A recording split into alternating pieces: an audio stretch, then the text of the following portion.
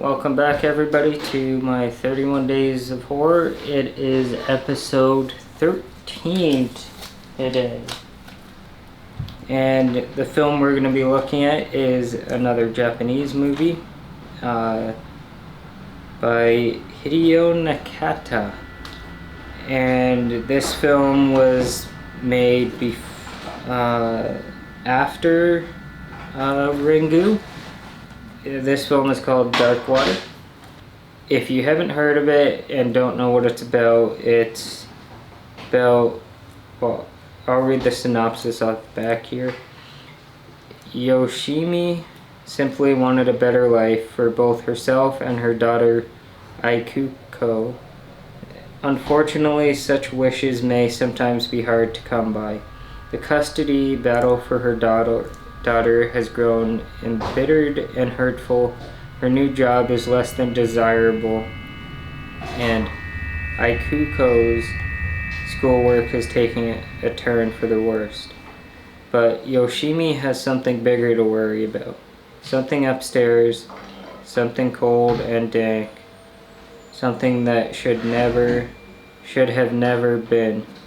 And it is a supernatural film. I'm not exactly sure if it's based off an urban legend, but I know it's adapted from Koji Suzuki's manga anthology called Dark Water.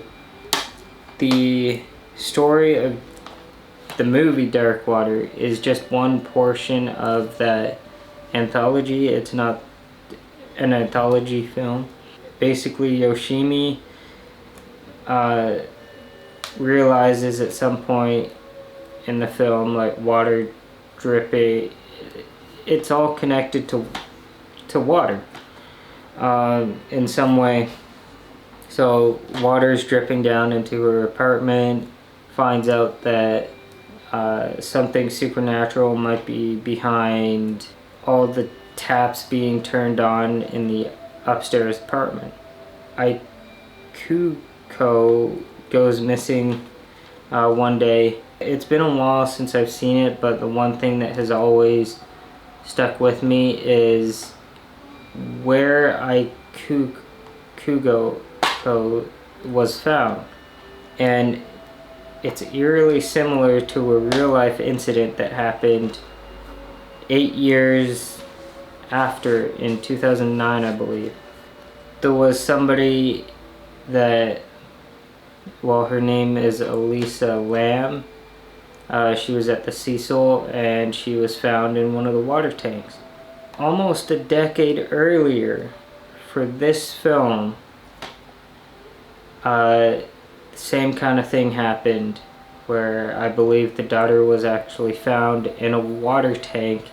The last time it was actually open was the same day that she went missing. So I always felt like that was an eerie similarity to something that happened in real life.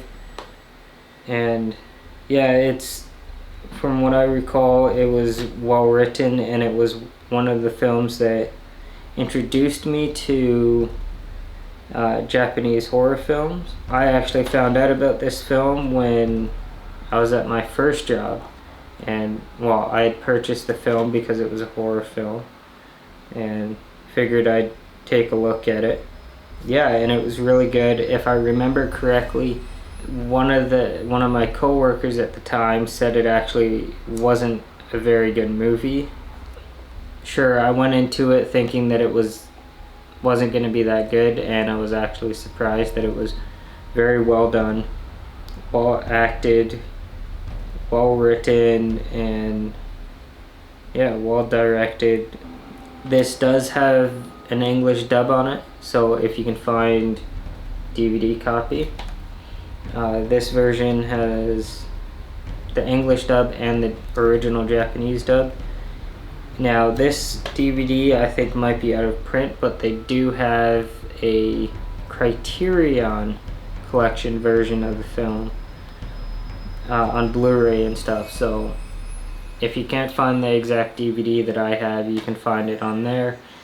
I don't know if it's on any streaming services or YouTube to rent or buy, but if you do get a chance to check this out, make sure you do. If you like this video, be sure to like it and subscribe if you're new, and see you in the next ones.